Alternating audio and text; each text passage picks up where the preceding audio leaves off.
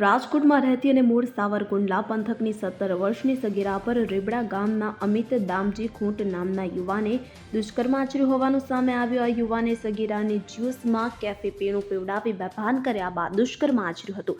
આ કૃત્ય કર્યા બાદ આરોપી ફરાર થઈ ગયો કે જેથી પીડિતાના પરિવારજનો ન્યાયની માંગણી કરી રહ્યા છે। તેવામાં પાટીદાર અગ્રણી જિગીશા પટેલ પણ આ મામલે મેદાને આવ્યા છે। તેમને આ ઘટના મામલે જયરાજસિંહ જાડેજા પર આક્ષેપ કર્યા હતા અને આ પીડિતાને ન્યાય મળશે કે પછી જયરાજસિંહ અને તેને બચાવી લેશે તેવા સવાલ કર્યા હતા। જિગીશા પટેલે અમિત ખૂંટના જયરાજસિંહ જાડેજા અને ગણેશ ગોંડલ સાથેના ફોટો પોસ્ટ કર્યા છે કે જેમાં તેમણે અમિત ખૂંટ હાલ જયરાજસિંહના શરણે હોવાનું જણાવ્યું છે। તેમણે લખ્યું કે જયરાજ અને ગોંડલ હવે આ બળાત્કારના આરોપીને બચાવશે કે ધારાસભ્ય ગીતાબેન જાડેજાને કહીને ગોંડલની દીકરીને ન્યાય અપાવશે। આમ જેમના પર દુષ્કર્મનો આરોપ લગાવ્યો છે તેવા અમિત ખૂંટ જયરાજસિંહ જાડેજા અને ગણેશ ગોંડલના નજીકના હોવાનું માનતા આ મામલે જિગીશા પટેલે સવાલ ઉઠાવ્યા છે।